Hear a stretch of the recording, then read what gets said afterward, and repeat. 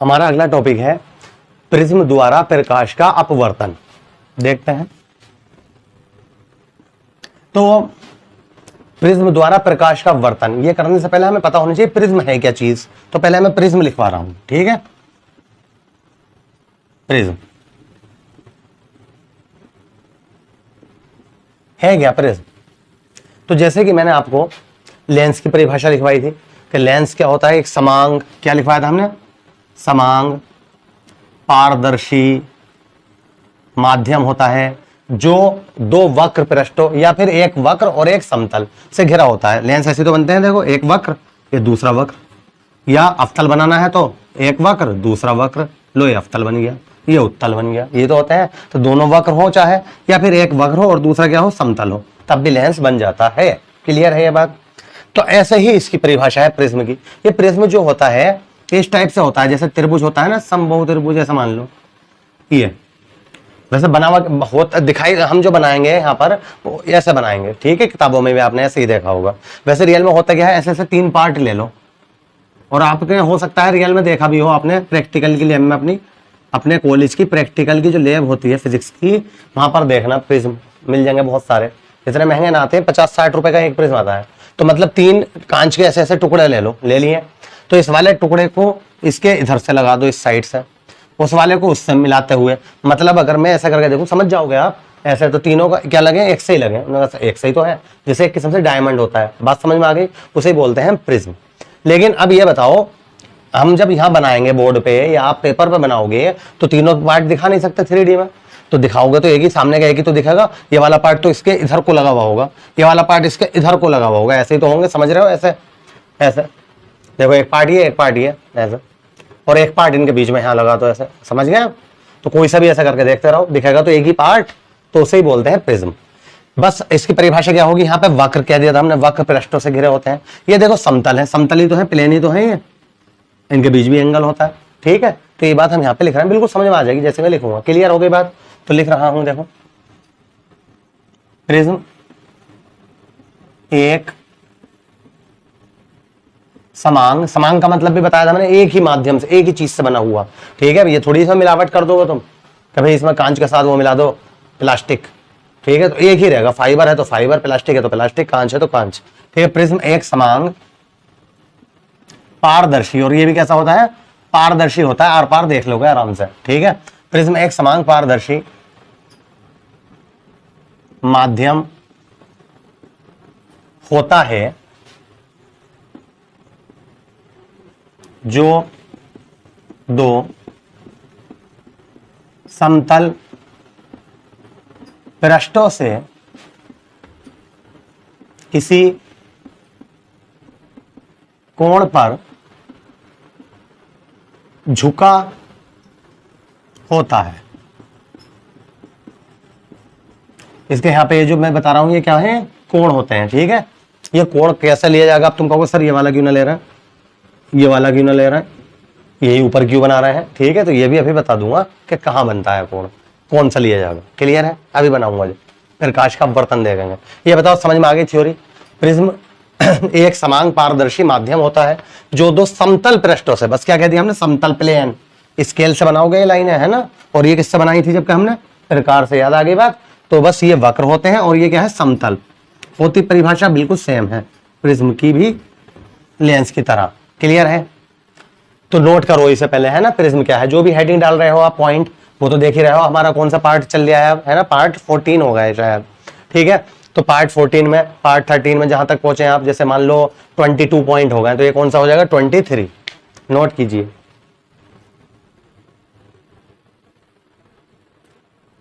कर लिया? Very good. देखते हैं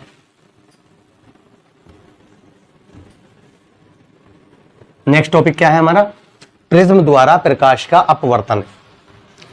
इंपोर्टेंट हम न्यूमेरिकल के हिसाब से कह सकते हैं, जो फॉर्मूला आएगा उसमें न्यूमेरिकल आ जाते हैं, ठीक है। तो प्रिज्म द्वारा प्रकाश का अपवर्तन, अपवर्तन का नाम आते ही आप समझ गए होंगे कि प्रकाश की एक किरण एक माध्यम से दूसरे में जाएगी, तो उसी घटना को क्या कहते हैं, अपवर्तन कहते हैं। और क्या होता है उसके साथ जब वो एक से दूसरे माध्यम में जाती है तो क्या होता है, अपने मार्ग से विचलित हो जाती है। ठीक है, तो जैसे हम ये पूछते हैं ना क्या होता है, तो आपको भी लगता होगा सर यूट्यूब पे तो वीडियो डालना है, लाइव तो चल नहीं रही क्लास, तो आप बाद में लिख सकते हो। जैसे मैं कह रहा क्या होता है, तो अपने पास से लिख दो कि अपने मार्ग से विचलित हो जाती है। ठीक है, अपने मार्ग से विचलित, तो कमेंट किया करो ऐसा कर करके। ठीक है, तो प्रिज्म द्वारा प्रकाश का अपवर्तन, तो इसे ही हम यहाँ पे देखेंगे कैसे। देखो सुनो, अभी मैं वैसे थ्योरी लिखूंगा यहाँ पर, लेकिन पहले चित्र बना देता हूं, उससे बहुत आसान हो जाएगा आपके लिए। क्या बना रहे हैं हम, प्रिज्म, याद है, ऐसे तो बताया अभी हमने, प्रिज्म बन गया। स्केल से बनाओगे वहां पे आप बोर्ड में। ठीक, मान लो ये प्रिज्म रखा था, इसमें प्रकाश की किरण ऐसे गई, ये प्रकाश की किरण गई, इसे कह दो ए, इसे बी और इसे सी। बताओ ठीक है, तो अब आपको पता ही है यहाँ पे प्रकाश की किरण है, यहाँ है, इस टाइम क्या है, वायु, और ये कहाँ जा रही है, कहाँ जा रही है, प्रिज्म के अंदर। तो इसका मतलब ये सघन माध्यम में हो गया, ये विरल और ये सघन, तो इसका मतलब क्या होगी, अपने मार्ग से विचलित हो जाएगी। तो अगर हम इस पे ऐसे करके लंब डाल दें, मैं दूसरे पेन से कर रहा हूं ये काम, ऐसे ऐसे लंब डाल दिया हमने। ठीक है, लंब हमेशा कैसे डलता है, सरफेस के परपेंडिकुलर, परपेंडिकुलर मतलब लंबवत। ये सरफेस है तो हमेशा ऐसे लिया, अगर सरफेस ऐसे बनाया जैसे हमने, तो लंब ऐसे डलेगा हमेशा। ठीक है, तो लंब डाल दिया हमने, तो अपने मार्ग से क्या हो गई, ये विचलित हो जाती है। जब विरल से सघन में जाती है तो अभिलंब की ओर झुक जाती है, तो अभिलंब यही तो है इसका, तो इधर की ओर झुक गई, इसकी ओर आने की कोशिश करी इसने। बताओ यहां तक, बताओ समझ में आ रही बात।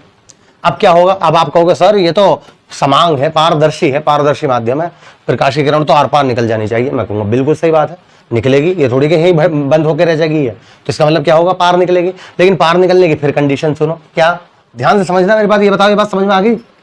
इस किरण का नाम भी रख देंगे हम, इस किरण का नाम रख देंगे हम पी क्यू। कौन सी किरण थी ये, पी क्यू, और यहां से यहां तक जो गई इसे कहेंगे पी क्यू आर, इसे क्या कह देंगे, आर।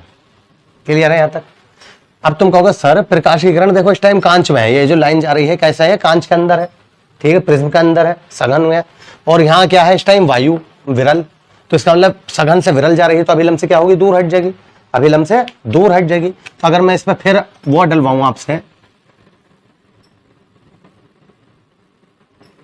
तो अभिलंब ऐसे तो डलेगा, तो लेकिन अभी से अभिलंब के पास आना चाहिए था अगर विरल से सघन में जाती तो, लेकिन अब क्या होगा, अभिलंब से दूर हट गई, ऐसे चली जाती है, तो इसका नाम रख दिया हमने आर एस। तो ये जो प्रकाश की किरण थी पी क्यू, वो कैसे मिली हमें, आर एस के रूप में। ऐसा देखो डाली कैसे थी, ऐसे मिली कैसे, ऐसे, तो इनके बीच एक कोण बन जाता है, इनके बीच क्या बन जाता है, एक कोण। मतलब अगर मैं तुमसे कहूं कि यार विचलन कोण क्या गया, विचलित तो हो गई। देखो प्रकाश की किरण जब एक माध्यम से दूसरे माध्यम में जाती है तो अपने मार्ग से विचलित हो जाती है। तो देखो यहां से यहां गई, विचलित हुई, यहां से यहां फिर गई, फिर विचलित हुई। तो इनके बीच जो एंगल बना, अगर मैं देखना चाहूंगा यार रियल में तो ये किरण ऐसे निकल जानी चाहिए थी सीधी। देखो ध्यान से देखना, ऐसे ऐसे, तो लेकिन गई है ऐसी। तो जो असली वाली थी जो ऐसे गई थी उसे मैंने आगे को मिला दिया, जो ऐसे गई है भटक गई है अपने मार्ग से उसे ऐसे मिला दिया। बताओ यहां पर जो कोण बना, इन दोनों के बीच जो कोण बना, ये इसे बोलते हैं हम डेल एम। क्या बोलते हैं इसे, डेल एम। देखो डेल ऐसे बनाता है, जैसे एस बनाते हैं ना एस, तो इसे बस यूं करके घुमा दो, क्या कहलाता है ये, डेल। और यहां पे हम एम लगा देते हैं, एम का मतलब है यहां पे मिनिमम। क्या मतलब है इसका, मिनिमम। मिनिमम मतलब न्यूनतम, न्यूनतम विचलन। इसका नाम ही है अल्पतम न्यूनतम विचलन कोण। क्या बोलते हैं इसे, अल्पतम न्यूनतम विचलन कोण। अब पेपर में जो भी आए विचलन कोण कहते हैं, कभी ये सोचो अल्पतम ना लिखा, न्यूनतम ना लिखा, सर ये कह रहे थे। ठीक है, विचलन कोण आए, न्यूनतम विचलन कोण आए तो डीएलएम से लिखेंगे हम। क्लियर हो गई बात ये भी, यहां तक बताओ समझ में आ रही बात या ना। क्या हुआ था, यहाँ पे हमने एक प्रिज्म ला के रखा, यहाँ से कोई एक प्रकाश की किरण डाली हमने, लेजर की जैसे एक रे होती है, लाल पीले हरे, हरा लाल होती है ना ज्यादातर, ऐसे करके डाली। तो हमने देखा जैसे उसे सीधी जाना चाहिए था, देखो ऐसे तो जाना चाहिए था, तो जैसे वो इसमें घुसी तो क्या हो गई, ऐसे हो गई। मैं बोलूँ ऐसे क्यों हो गई, तो आप कहोगे सर एक माध्यम से दूसरे में गई है तो विचलित तो होगी। क्लियर, किसकी वजह से होती है विचलित, बताओ जल्दी से, किसकी वजह से होती है, अपवर्तनांक की वजह से। जिन्हें पता था एकदम लिखो नीचे कमेंट में कि अपवर्तनांक की वजह से। तो किसकी वजह से विचलित हो गई, अपवर्तनांक की, क्योंकि इसका अपवर्तनांक अलग, इसका अलग। याद है अभी हम सब पढ़ा चुके हैं, अगर आपने पार्ट 1 से ना देखी हो वीडियो तो पहले वहां से देख के आइए, तब यहाँ पे पहुंचना। ठीक है, और मैं सब डिस्क्रिप्शन में सब लिंक डाल देता हूं, ठीक है, सब पार्ट 1 2 3 4 जितने भी हमारे आए हैं अब तक। अब यहां से मैं कहूं यार यहां से फिर ये यहां पे आई है तो ये फिर ऐसे घूम गई, सीधी क्यों ना निकली आ रही है, तो फिर क्या कहोगे तुम, फिर क्या कहोगे ना सर एक माध्यम से दूसरे में जा रही है तो विचलित होगी, तो फिर विचलित हो गई। क्लियर है यहां तक, बताओ। अब हमने देखा तो कितना विचलन कोण आया इनके बीच, तो तुम कहोगे सर इसका तरीका एक ही है कि इस वाली लाइन को जो ऐसे जाना चाहिए था उसे ऊपर को डैश डैश करके मिला दो, राइट, और जो ये आई है विचलित हुई है उसे पीछे को ऐसे मिला दो, तो इन दोनों के बीच जो एंगल होगा वही है हमारा विचलन कोण। अब बता दो समझ में आ गई बात, और यही थ्योरी मैं यहाँ पे लिखवाने जा रहा हूं, ठीक है। हाँ अब इसकी बात कर लो। अब देखो जो मैं अभी तुमसे बता रहा था कि जब मैं ये बना रहा था तो मैं यहाँ पे बार बार यूं बना रहा था कि ये कोण होता है, किसका कोण होता है, प्रिज्म का कोण। तो अब तुम कहोगे सर इसे क्यों कर रहे हो, इसे क्यों ना कह रहा है, इसे क्यों ना, ये तो कहा था हमने, है ना। तो अब सुनो बात मेरी, जब प्रकाश की किरण जिससे डाली गई, जिस पर आपतित की गई, जिस पृष्ठ पर आपतित की गई, देखो मैं 2-3 बता रहा हूं, एक ये प्रिज्म हो गया, एक ये हो गया, एक ये हो गया, राइट, तीनों से समझाऊंगा मैं। प्रकाश की किरण जिस पृष्ठ पर आपतित की गई और जिससे वो विचलित हुई है, जिससे वो बाहर निकल के दिखाई गया, उनके बीच का जो कोण होता है उसे ही बोलते हैं प्रिज्म का कोण। ना समझ में आया।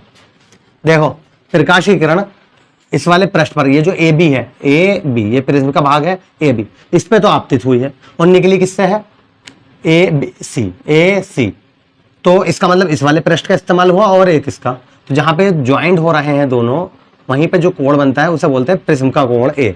ना तो हमें इस कोण से मतलब है ना हमें इस कोण से, ध्यान रखना इस बात पे। समझ में आ रही बात। देखो सुनो, अब प्रिज्म ये रखा था, राइट, वो मैंने ये वाला तो समझा दिया आपको, अभी देखो फिर दोबारा सुनो, ऐसे गई और ऐसे आ गई। तो अब मैं बोलूं कौन सा कोण लूंगा प्रिज्म का, तो ये कहोगे ये वाला लोगे, क्यों बदल के भी दे सकता है। मान लो यहाँ पर दे दे 75, यहाँ पर दे दे 45, तो ये तुम्हें अपना आप बताना है, क्योंकि त्रिभुज के तीनों कोणों का योगफल 180 होता है, तो 75 और 45 कितना हो गया 120, तो इसका मतलब ये कितना होगा 60। तो वो कहेगा प्रिज्म का कोण बताइए, तो कभी तुम सोचो यार 75 बताऊं 45 बताऊं, तो क्या बताओगे तुम 60। क्लियर। अभी देखो फिर यहाँ देखो, अब प्रकाश की किरण ऐसा आई, ऐसा आई, ऐसा आ गई, ऐसा आई, ऐसा आई, ऐसा आई। अब बताओ प्रिज्म का कोण को यहाँ लेंगे, ये ए था, ये बी था और ये सी था, ए बी सी। अब बताओ कौन सा लेना चाहिए। तो अगर अब तुमने ये ले लिया तो गलत कर दिया। क्यों, क्यों, किस पे आपतित हुई है, इस वाले पृष्ठ पर, और किससे निकल के जा रही है, इससे, तो इसका मतलब कहां जुड़ लेंगे दोनों लाइनें, कहां जुड़ लेंगे, ये है प्रिज्म का कोण। बताओ क्लियर है, समझ में आ रही बात है। मान लो प्रकाश की किरण ऐसे गई, फिर ऐसे निकल गई और ऐसे निकल गई, अब बताओ कौन सा लोगे, ये लोगे यार, अब भी तो वही बन गया। मान लो प्रिज्म के प्रकाश की किरण, चलो इसमें ये वाला तो मैं समझा चुका, ऐसे समझ लो। मान लो प्रकाश की किरण ऐसे गई, ऐसे हुई और ऐसे निकले, अब कौन सा लोगे, ये वाला। अब क्लियर है। तो प्रिज्म का कोण कौन सा लिया जाता है, जहां पर आपतित हुई है और जिससे विचलित हुई, उन दोनों के बीच का कोण। तो ये वाली लाइन के बीच का ये तो आ रहा है, बताओ ये आ रहा है, ये आ रहा है, नहीं आ रहा, तो इसका मतलब प्रिज्म का कोण ए है। क्लियर हो गया, समझ में आ गया। लिखे हैं आप यहाँ पे, तो लिखेंगे भाई, जब दूसरे मार्कर से लिख देता हूं, है ना, क्योंकि वो हेडिंग हो गया हमारा, ठीक है, हमारा हेडिंग। जब प्रकाश की किरण क्या नाम रखा हमने इस रेखा, पी क्यू, इस किरण का नाम क्या है, पी क्यू, किसी एन अपवर्तनांक वाले प्रिज्म पर आपतित होती है, ठीक है, क्या हुई वो आपतित, मतलब गिरती है, आपतित का मतलब तो है गिरती है, तो वह प्रिज्म में किसके रूप में, क्यू आर के रूप में विचलित हो जाती है। बताओ यहां तक, बताओ सही है। तो वो क्या क्यू आर के रूप में क्या हो गई, विचलित हो गई, और जब वे दूसरे पृष्ठ से निकलती है तो वे RS के रूप में पुनः विचलित हो जाती है। बताओ यहां तक क्लियर है? तो RS के रूप में विचलित हो गई। बताओ समझ में तो आ रहा है? सब अपने पास से ऐसे लिखे जा रहे हैं, ठीक है। यदि इनके बीच अल्पतम विचलन कोण डेल एम हो और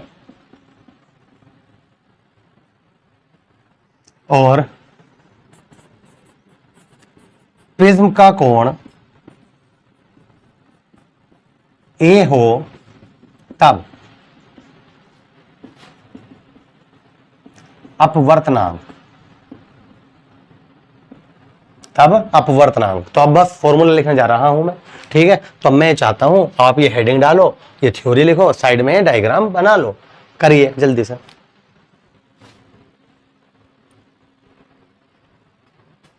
ठीक है, हो गया। तो उसका अपवर्तनांक क्या होगा, इसी पे न्यूमेरिकल आ जाएगा। तो फॉर्मूला आपको जो मैं लिखने वाला हूं रटा हुआ होना चाहिए। तो अपवर्तनांक का फॉर्मूला लिख रहा हूं मैं, क्या होगा, ये जो अभी आपने थ्योरी लिखी है अपवर्तनांक, उसी के नीचे क्या लिखोगे, n is equal to sine a plus del m upon 2 upon sine a by 2। यह है अपवर्तनांक का फॉर्मूला।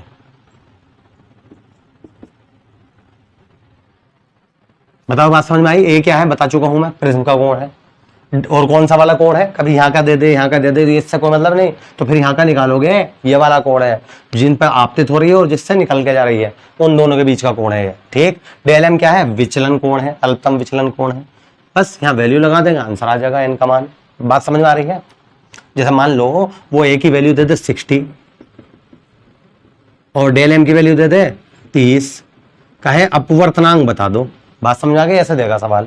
वो कहेगा एक प्रिज्म है जिसका कोण 60 डिग्री है, अल्पतम विचलन कोण 30 है, तो उसका अपवर्तनांक क्या होगा, प्रिज्म का अपवर्तनांक क्या होगा। तो आप यहाँ पे लगा दोगे कि n इज इक्वल टू, देखो यहीं समझो, साइन ए की जगह पर क्या आ जाएगा 60 प्लस डेल एम की जगह पर 30 अपॉन 2।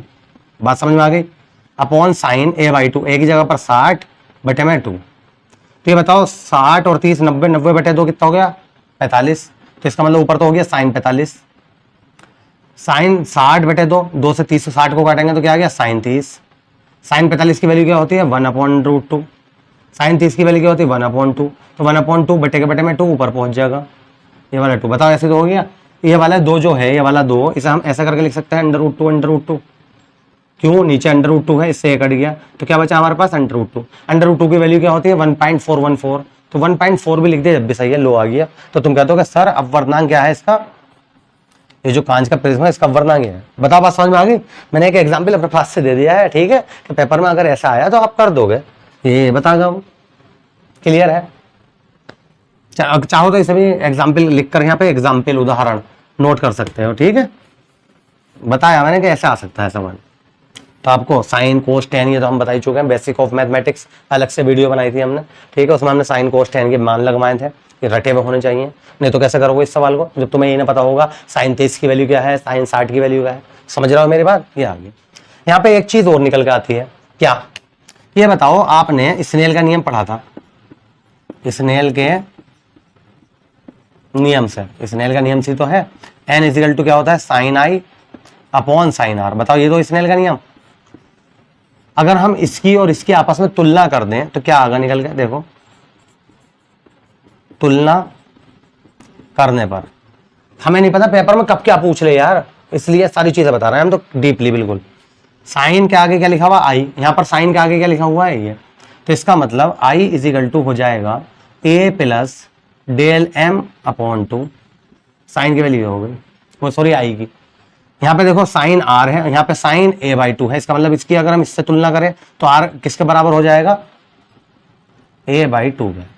ये भी तुम्हारा रटा हुआ होना चाहिए। आई क्या होता है यहाँ पे, आपतन कोण, और ये क्या होता है यहाँ पे, अपवर्तन कोण।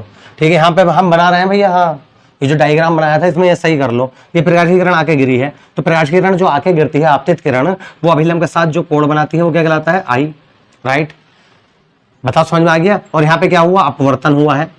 ठीक है, तो यहाँ पर जो कोण बनेगा वो क्या कहलाएगा, यहाँ पर सॉरी अभिलंब के साथ बनता है, अभिलंब के, तो एक रेखा जा रही है क्यू आर, तो अभिलंब यही तो है, ये वाला लाइन, ये जो खींची हमने, यहाँ पे बनेगा आर। ये भी आर ज्यादातर केस में ये सेम माना गया है। क्या माना गया है, सेम। जब मतलब ये आर है तो ये अभिलंब डाला हमने, ये वाला देखो, तो ये भी क्या होगा, आर होगा। और यहाँ पे जो कोण आता है, यहाँ पे ए आता है। ठीक है, तो यहाँ पे प्रकाश की किरण देखो, यहाँ अपवर्तन हुआ, यहाँ जो दोबारा अपवर्तन होता है, ठीक है, तो उसे अपवर्तन कोण नहीं कहते हैं। ठीक है, तो उसे किससे लिखते हैं हम, ई से। अब बताओ, बात समझ में आ गई। क्या पता पेपर में ये पूछ देते हैं कि कोई प्रिज्म है, उसका कोण इतना है और अल्पतम विचलन कोण इतना है, आपतन कोण बताइए। तो अब आपको ये फॉर्मूला पता होगा तो जब तो कर दोगे। ए की जगह पर ए का मान, डेल एम की जगह पर डेल एम का मान अपॉन रूट, दोनों को जोड़ के 2 से भाग कर देना, आ गया। ऐसे आर इजिकल टू क्या होता है, ए बाई 2। ठीक है, तो आर की जगह पे क्या लगाओगे, ए का मान 2 से भाग कर दो। क्या पता वहां कहते हैं कि प्रिज्म का कोण 60 डिग्री है भाई, बताओ अपवर्तन कोण क्या होगा, तो 60/2 मतलब कितना गया, 30। यहां तक बताओ, क्लियर हो गया। तो नोट कीजिए आप इसे भी, है ना, और जो डायग्राम में कमी रह गई थी वो पूरी कर लीजिए।